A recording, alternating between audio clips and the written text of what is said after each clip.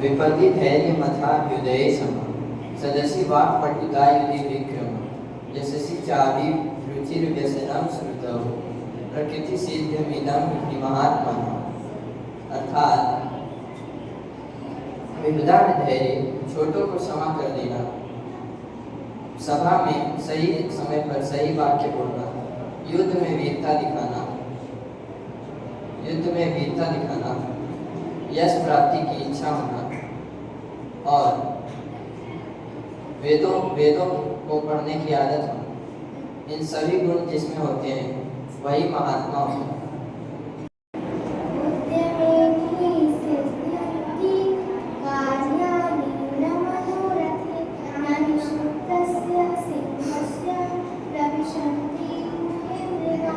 अर्थात परिश्रम करने से कार्य सिद्ध होता है, केवल इच्छा करने से नहीं, क्योंकि सोते हुए अहिंसा प्रभु धर्म हिंसा तथैव च। अर्थात हिंसा सबसे बड़ा धर्म है, परंतु धर्म की रक्षा के लिए हिंसा भी वैसा ही धर्म है। धन्यवाद।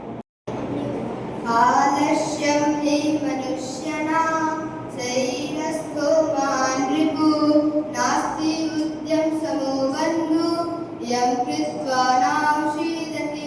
अर्थात आलस ही मनुष्य के शरीर का सबसे बड़ा शत्रु है। परिश्रम के अलावा मनुष्य का ऐसा कोई मित्र नहीं है जो उसे कष्ट न दे सके। धन्यवाद।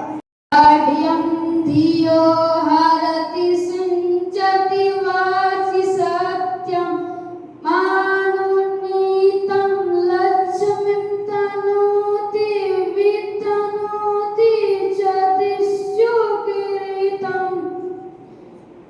सत्यसंगति कथा किं न करोति पुंसां। धन्यवाद।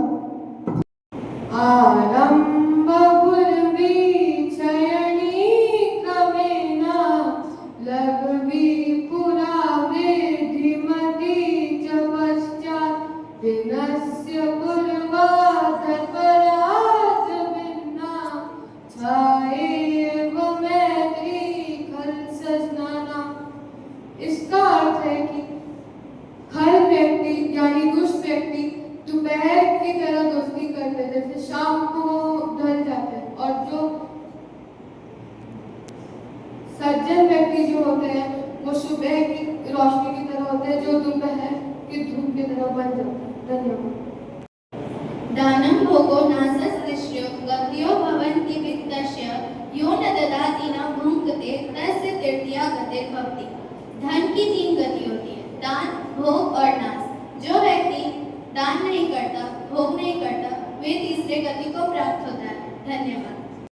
ईशावास्यमिदं सर्वं यत्तेन च चरत्याचरत्तेन तत्तेन भुञ्जीता मार्गस्य स्वेदना।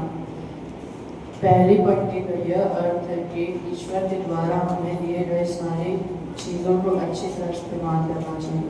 धन्यवाद। अयं निजः परो वेति गणना लघुचेतसाम् उदारचरितानां तु वसुधैव कुटुम्बकम्। इस श्लोक का अर्थ है कि यह अपना है या पराया, ऐसा केवल मूर्ख व्यक्ति सोचते हैं। बुद्धिमान लोगों के लिए तो ये सारी दुनिया ही एक परिवार के समान है। उद्यमेन हि सिद्ध्यन्ति कार्याणि न मनोरथे नहि सुप्तस्य सिंहस्य प्रविशन्ति मुखे मृगा। अर्थात परिश्रम करेंगे तभी हमें फल प्राप्त होंगे। जैसे एक शेर अगर सोया रहे और चाहे कि मैं शिकार कर लूं तो यह नहीं हो सकता। उसे शिकार करने के लिए उठना पड़ेगा, दौड़ना पड़ेगा और भागना पड़ेगा, तभी वह शिकार करके अपना भोजन प्राप्त करेगा। धन्यवाद।